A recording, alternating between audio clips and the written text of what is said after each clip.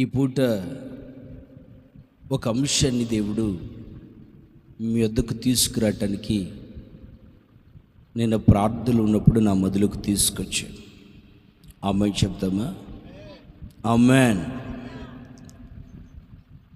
అది మత్తయి సువార్త 5వ అధ్యాయం 3వ వాక్యం. నేను చదువుతాను, మీరందరూ కూడా చూడండి.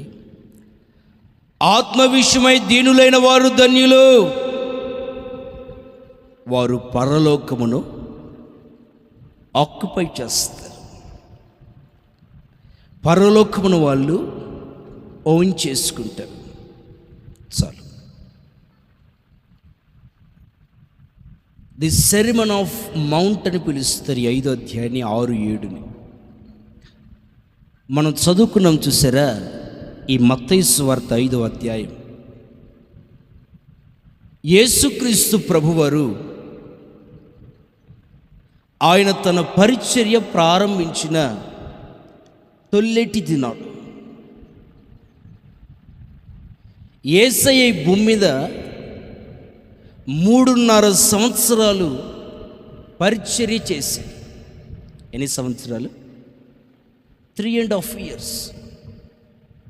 But he lived 33.5 years. ఆయన ఈ భూమి మీద ఉన్నది 33.5 సంవత్సరాలు. కానీ ఆయన పరిచర్య చేసింది కేవలం 3.5 years. ఈ 3.5 సంవత్సరాల ఆ కాల వ్యవధిలో ఒక సంఘటన జరిగింది.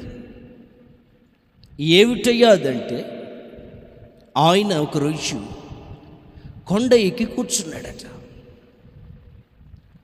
ఆయన కొండ ఎక్కి కూర్చున్నప్పుడు 5:1 ఉంటుంది.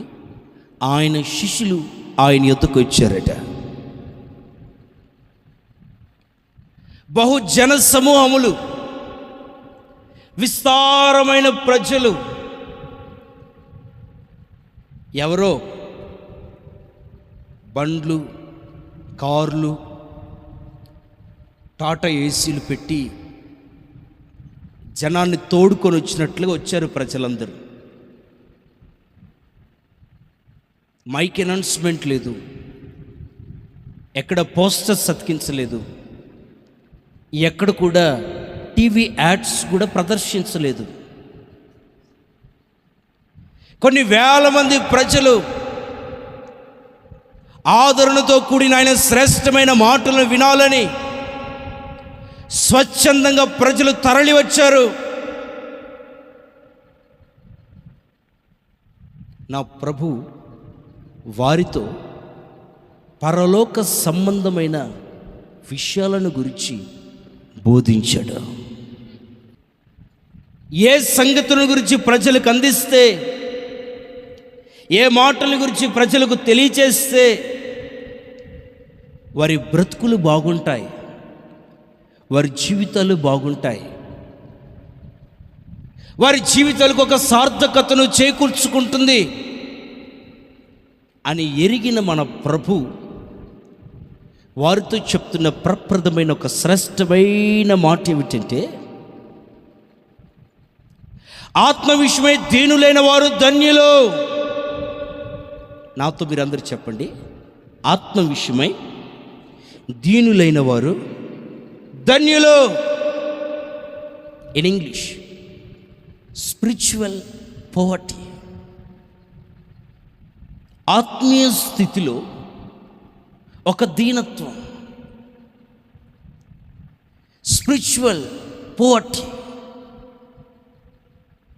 ఆత్మ సంబంధముగా దీనత్వంలో ఎవరైతే ఉంటారో నా ప్రభు వారిని అంటారు, వారు ధన్యులు. మనము దేవుడు ఎలా కోరుకుంటున్నాడు, ఎవరిని ఆయన ధన్యులని పిలుస్తున్నాడు? ధన్యతల కొండ అని కూడా అంటారు, ధన్యతల అధ్యాయం అని కూడా అంటారు. ఈ అధ్యాయాన్ని చాలా ధన్యతలు ఉన్నాయి. వాటిలో ప్రప్రదమైన ధన్యత, ఆమె శ్రేష్టమైంది ఏమిటంటే, ఆత్మ విషయమై దీనులైన వారు. ఆమె చెప్పాలి హల్లెలూయా.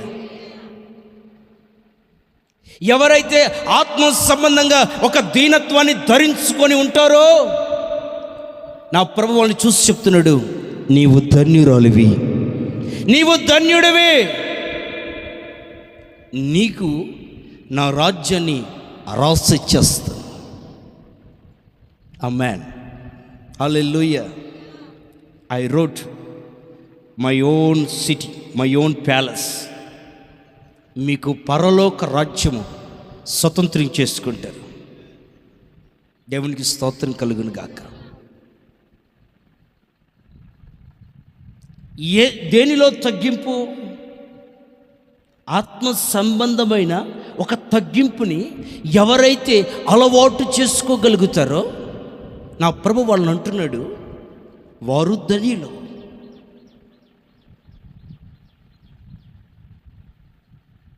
ఆత్మ సంబంధమైన విషయాల్లో మనలో ఒక తగ్గింపు కనబడాలి.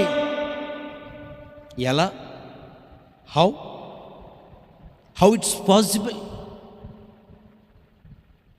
మన ప్రార్థనలో యేసయ్యకు తగ్గింపు కనపడాలి. ఎట్లా? ప్రభువా, నేను పాపిని, నేను పెండలో పురుగును. అదా కొంతమంది తగ్గించుకుంటారు కదా. నేను చెప్పు కింద దుమ్ముని, దుమ్ము కింద ధూళిని, ధూళిలో సగం చేస్తే నో.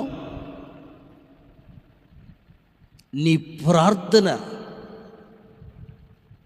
నీవు ఆయన ఎదుట నిలబడి ప్రార్థిస్తుండగానే నీ ప్రార్థనలో ఆయనకు ఒక తగ్గింపు కనపడాలి. ఆయన ఎవరో గేటు దగ్గరే ఉండి అంటాడు, నీ ఎదుట నేను తల ఎత్తుటకైనా పాత్రుడను కాను. ఏంటి చెప్పండి? ఇది ఆత్మ సంబంధమైన తగ్గింపు.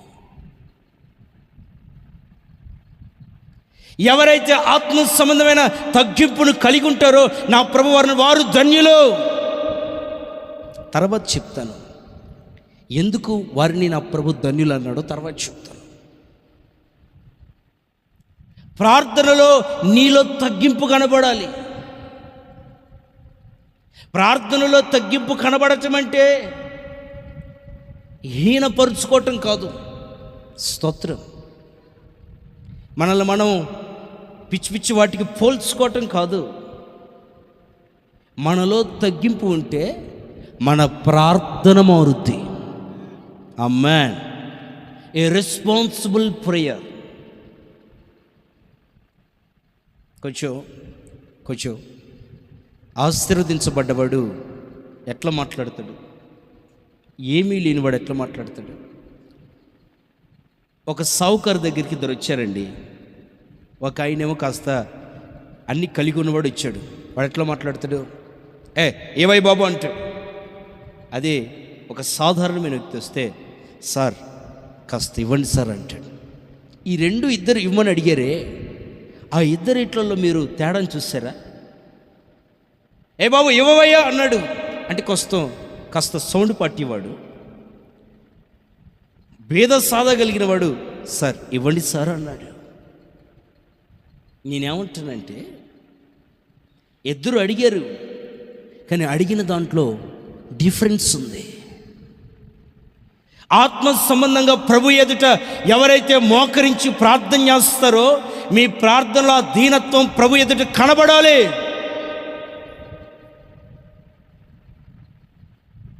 చెప్తాను.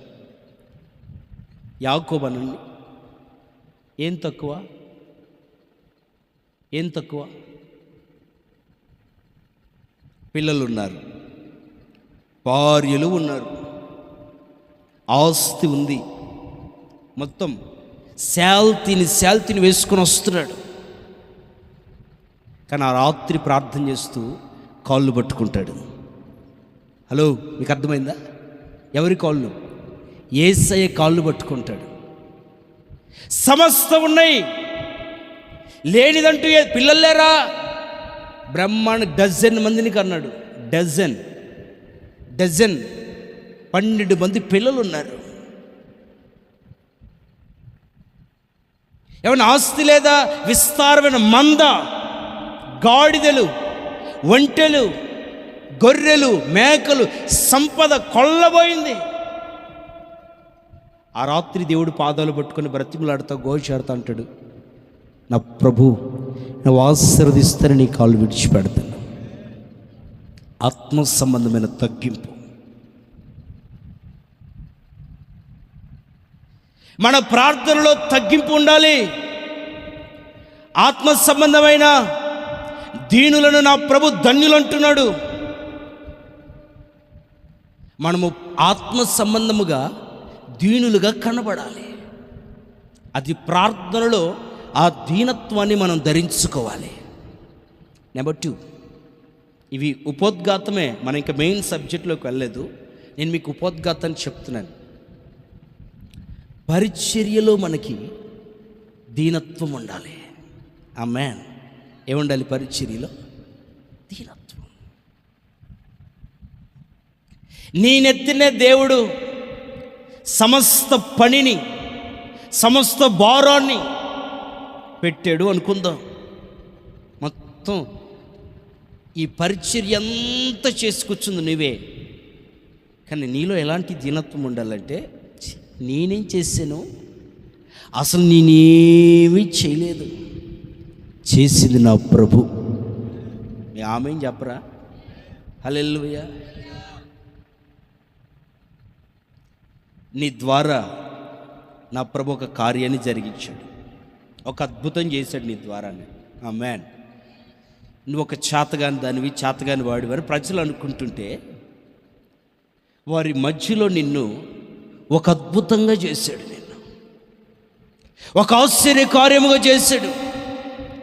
నీ జీవితాన్ని 10 మంది చెప్పుకునేటట్టుగా నా ప్రభు మార్చాడు. మనం ఎలా ఉండాలో తెలిసిన, వారి మధ్యలో ప్రయాసపడింది నేను కాదు, నా యందు క్రీస్తు. ఈ సమస్త వైభవాన్ని కదా నేను కాదు, నా ప్రభు. అది ఆత్మ సంబంధమైన దీనత్వం. ఎంత ఎదిగినా చెప్పండి ఒదిగి ఉండాలంటారు. చేసేది పావుల, చెప్పుకునేది రూపాయిన్నర. నో. ఆత్మ సంబంధమైన దీనత్వాన్ని ధరించుకుంటే, శరీర సంబంధంగా దీనత్వాలు చాలా ఉన్నాయి, అవద్దు మనకి. ఆత్మ సంబంధమైన దీనత్వాన్ని ధరించుకోవటాన్ని బట్టి, ఇదిగో బైబిల్లో చాలా బ్లెస్సింగ్స్ ఉన్నాయి. వాటన్నిటిని నా ప్రభు మీకు అనుగ్రహించును గాక. ఇప్పుడు స్వరం పెరిగింది. ఆమేన్. ఏం చేసినా ఎవరు ఇదంతా చాలా చక్కగా, ఇంత చక్కగా అలికారు ఎవరమ్మా? నువ్వు ఆడున్నావు. ఏమో ఎవరు అలికారు, బాగా అలికారు, మస్తు అలికారు, బాగుంది కదా. అమ్మే, ఎవరు ఇదంతా చాలా చక్కగా దులిపిపెట్టారు ఇదంతా? ఏమో ఎవరో దులిపెట్టింది నువ్వే. స్తోత్రం. ఆ పక్కనే ఉన్నావు, అడిగేవాటి పక్కన. వాళ్ళు తెలుసుకొని నేను స్తుతించాలి, నిన్ను బట్టి దేవుని నామమును మహిమపరచాలి. దేవునికి స్తోత్రం కలుగును గాక. ఇది ఆత్మ సంబంధమైన దీనత్వం. ఏమి చేసినా, ఎంత చేసినా ఏమి చేయనట్టుగా ఉండే ఒక దీనత్వం. అన్ని సంఘాలు కట్టాడు, ఒక సంఘం కాదు. ఎక్కడ తుయతైరా, ఎక్కడ కొరింతు, ఎక్కడ సార్దీసు, ఎక్కడ తెస్సలోనికలు, ఎక్కడ గలతీయులకు. ఒకటి ఢిల్లీలో ఉంటే ఒకటి ముంబైలో ఉంటే ఒకటి కలకత్తా ఉంటే ఒకటి తమిళనాడు. ఇన్ని ప్రాంతాలు తిరిగి కూడా ఏమంటాడంటే, ప్రయాసపడింది నేను కాదు, నా యందు క్రీస్తు. ఇది ఆత్మ సంబంధమైన దీనత్వం. మరి పాస్టర్ గారు 100 సంఘాలు కట్టాడు తెలిసినా, బాబు నువ్వు తప్పు చెప్పావు, కట్టింది నేను కాదు, నా ప్రభు. దేవునికి స్తోత్రం కలిగింది. పెళ్ళి బాగా చేస్తారే, బాగా జరిగింది కదా పెళ్ళి.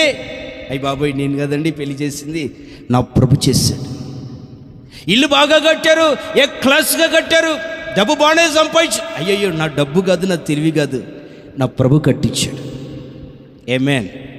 ఇది యేసయ్య నిలయం అని పెట్టుకోండి. ఇది కట్టించింది ఆయన. బాగా చదివినట్టున్న పాస్ అయిపోయావు, మంచి మార్కులు సంపాదించావు. నేను కాదండి, నాకు ఇంత జ్ఞానం ఇచ్చి నన్ను ఇంత ఉత్తీర్ణకు తీసుకొచ్చింది నా ప్రభు. ఇది ఆత్మ సంబంధమైన దీనత్వం. అమ్మాయిని చెప్పండి, దగ్గరగా చెప్పండి. ఇదిగో నా ప్రభు మాట్లాడుతూ చెప్పిన మొట్టమొదటి ధన్యత ఏమిటి అంటే, ఆత్మ విషయమై ఎవరైతే దీనులుగా ఉంటారో వారు ధన్యులు. వారు సమస్త ఆత్మీయ విషయాలలో వారికి హెచ్చింపు కనబడదు, గర్వము కనబడదు. వారిలో ఒక రకమైన దైవికమైన తగ్గింపు కనబడుద్ది. దేవునికి స్తోత్రం. వారు కనుమరుగుగా ఉంటారు. దేవుడు వాళ్ళని తీసుకొచ్చి నిలబెడతాడు. ఆ వ్యక్తి ఎవరో నీకు తర్వాత చెప్తాను. వాళ్ళు ఎలా ఉంటారంటే కనబడరు, వారి కంటికి కనబడరు. దేవునికి స్తోత్రం. నాకు అలా ఉండడం అంటే ఇష్టం. ఆమేన్. అన్నీ చేయాలని ఆశపడతాను, కానీ నేను కనబడటం అనేది నాకు పెద్దగా ఇష్టం ఉండదు. దేవునికి స్తోత్రం కలుగు. నాకు కనుమరుగైపోవాలి, ఎందుకంటే ప్రజలు ఎదుట ఒకరోజు దేవుడు కనపరుస్తాడు. మనం కనపరచబడాలని ఆశపడితే దేవుడు కనుమరుగు చేస్తాడు.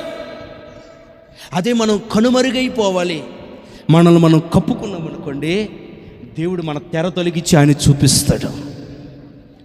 మన తెర తొలగించుకొని చూపించుకోవాలనుకున్నాం అనుకోండి, ఆయన కప్పేస్తాడు, కప్పేసి కూర్చోబెడతాడు. ఆమేన్. ఆత్మ సంబంధమైన దీనత్వాన్ని ధరించుకొని ఉంటే నా ప్రభు వారిని అంటాడు, నువ్వు ధన్యురాలివి, నువ్వు ధన్యుడివి, నీ కొరకు దాచి ఉంచిన మేలు ఎంతో గొప్పది, దాన్ని మీరందరూ అనుభవించుదురుగాక.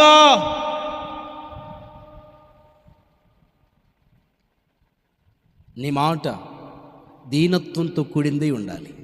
చెప్పండి, దేంతో కూడిందే ఉండాలి? దీనత్వంతో కూడిన మాట ఎట్లా ఉంటుంది? ఎట్లా ఉంటుంది? ఆమేన్. ఎట్లా ఉంటుంది చెప్పండి? దీనత్వంతో కూడిన మాట అది చాలా తగ్గింపుతో ఉంటుంది, చాలా గౌరవప్రదంగా ఉంటుంది. ఆ మాటలు నిత్యము దేవుడికి మహిమ వస్తున్నట్టుగా ఉంటుంది. మీకు అర్థమవుతుంది నేను చెప్పిన మాట? ఆ మాటలో ఒక సౌమ్యత కనబడితే, ఆ మాటలో ఒక శ్రావ్యం కనపడుద్ది. ఆ మాట మాట్లాడుతున్నప్పుడు అవతల వ్యక్తికి కూడా నీతో పాటు కలిసి దేవుని స్తుతించబుద్ధి అవుద్ది. ఇది ఆత్మ సంబంధమైన మాట నీ నోట ఉండాలి. తగ్గింపుతో కూడిన మాటలు మన నోట రావాలి. మన మాచర్లు సేవకులందరూ నేను చేసిన పరిచర్యకి నన్ను పొగడుతూ ఉన్నారు. నేను చేసిన పరిచర్యకు నా మీద పెట్టబడ్డ బాధ్యత నేను సక్రమంగా నెరవర్తించినందుకు గెస్ట్ సేవకులందరూ నన్ను పొగడుతూ వస్తున్నారు. నేను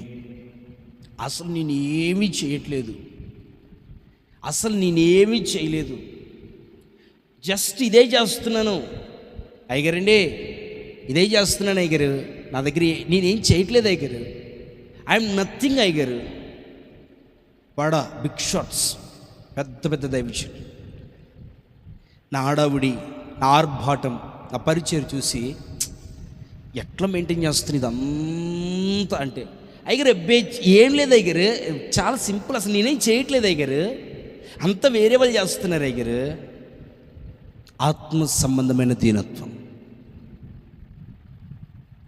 ఈ దీనత్వాన్ని మనం ధరించుకుంటే దీన్ని ఒకరోజు నా ప్రభు మూట కట్టి మనల్ని ఆశీర్వాదకుల్లో నడిపిస్తాడు. అక్కడ కానీ అయ్యగారే ఇట్లాంటి మనకి వెన్నతో పెట్టిన విద్య అయ్యగారు, చిన్నప్పటి నుండి ఆరి తేలి అసలు నా పుట్టకే మందిరంలో అయ్యగారు, నేను పుట్టింది మందిరంలో, పెరిగింది మందిరంలో, చిన్నప్పటి నుంచి పరిచర్య చేసి చేసి చేసి చేసి అరిగిపోయాను అయ్యగారు. ఇట్టాయి గారు మీకేం చేసి పెట్టాలి గారు, మీ మందిరాలు కూడా చేసి పెడతాను గారు, అన్ని ఈవెంట్స్ కూడా ఆర్గనైజ్ చేయగలరు తెలుసండి గారు అన్నాను అనుకోండి. నా ప్రభు నేను తీసుకెళ్ళి అక్కడ మూల కూర్చోబెడతాడు. రేయ్ అక్కడ కూర్చో, ఆడ కూర్చోరా, ఇట్స్ ఆల్. ఆత్మ సంబంధమైన దీనత్వాన్ని ధరించుకుంటే దేవుడు మనల్ని ఓ అచంచలముగా ఆశీర్వదిస్తాడు. అందుకే అంటాడు, ఆత్మ సంబంధమైన దీనులారా మీరు ధన్యులు. శరీర సంబంధమైన దీనత్వం తెలిసిన హల్లెలూయా. శరీర సంబంధమైన దీనత్వం ఏమిటి? అన్నీ ఉంటాయి, దేవుడు కృపను బట్టి అన్నీ ఇస్తాడు దేవుడు. కానీ ప్రజలు మెప్పు కోరటం కొరకు, ప్రజలు పాపం అయ్యో పాపం అనటం కొరకు మనం దీనత్వం చేయకూడదు. బయట శరీర సంబంధమైన దీనత్వం, మనుషుల దగ్గర మనము ఏమి లేని వాళ్ళుగా కనపడటం కొరకు దీనత్వం చేస్తూ ఉంటాం కదా, అట్లా చేయకూడదు. దేవుడు నేను బయట ఆశీర్వదించినట్టుగా ఉండు. స్తోత్రం, హల్లెలూయా. నేను ఎప్పుడు దేవుడు నాకు ఇచ్చిన వేసుకోవటానికి నా ఇచ్చిన ధరించుకొని ఇప్పుడు సిగ్గుపడను. ఎవరి దగ్గరన్నా వీడి దగ్గర వాచ్ పెట్టుకుంటే వీడు బెల్టప్ కొడతాడు అనుకుంటే కొట్టుకొని నాకు దేవుడు ఇచ్చాడు. స్తోత్రం. ఈ కద్దరి షర్ట్ వేస్తే వీడు మామూలుడు కాదు ఎదిగిపోయాడు అనుకొని దేవుడు నాకు ఇచ్చాడే వేస్తున్నాను. నేను నటించట్లేదు, ఎరువు తెచ్చుకుంది కాదు, ఇచ్చింది వేస్తున్నాను. ఈ కారు వేసుకుని వీడు తిరిగితే ఇక్కడ వీడు బాగా ఫోజులు కొడుతున్నాడు అనుకొని వాళ్ళ మనుషుల దగ్గర నేను దీనత్వాన్ని పొందుకోను, దీనత్వంగా ఉండాలని నటించను. ఇచ్చింది వచ్చింది దానితోనే ముందుకెళ్తాను. స్తోత్రం. కానీ ప్రభు ఎదుట మాత్రం ఆత్మ సంబంధమైన దీనత్వాన్ని కలిగి ఉంటే ఆయన మన ధన్యులు అంటాడు. నేనేమంటానంటే ధన్యులనే లిస్టు రాసుకుంటుంటే ఆ లిస్టులో మనం అందరం ముందుగాక. ఆమేన్, హల్లెలూయా. మనమందరము దేవుని దృష్టిలో ఆత్మ సంబంధమైన దీనత్వాన్ని ధరించుకుందుముగాక. ఇప్పుడు చూద్దాం, బైబిల్లో దేవుడు ఈ దీనుల ఎడల ఈ ఆత్మ సంబంధమైన దీనత్వం కలిగిన వారిని ఎలా ఆశీర్వదించాడు, ఎందుకు వారు ధన్యులుగా పిలువబడ్డారు, ఈ ఆత్మ సంబంధమైన దీనులకి కలిగిన ప్రయోజనం ఏమిటి అని మనం ఆలోచన చేస్తే